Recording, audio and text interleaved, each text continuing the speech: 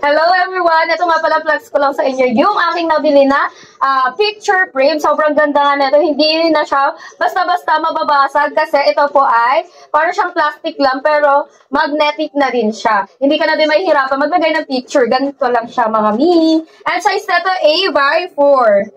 Ayan, ito yung picture namin sa EA. Lagay natin. Tapos, ganyan lang. O, diba? Perfect. Ganito nga pala yung likod niya. Meron na siyang sticker. And, ididikit mo na lang siya. Ayan, idikit natin. Ayan, naisipan ko nga guys, dito na lang natin siya idikit sa gilid ng rep. Kasi magnetic nga siya. Tapos, meron na siyang sticker sa likod. Ididikit na lang natin siya. And, pwede ito idikit mga miha. Basta makinis po yung pag didikitan nyo. Ayan, didikit siya. Different types. Hindi yung one different. Ayusin lang.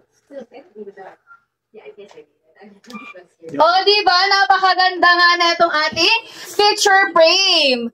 Magnetic at murang-mura. Wala pa to sa 50 pesos. Ang size nga pala na ito ulit is A4. Kaya ano pang gagawin? Check out mo na to.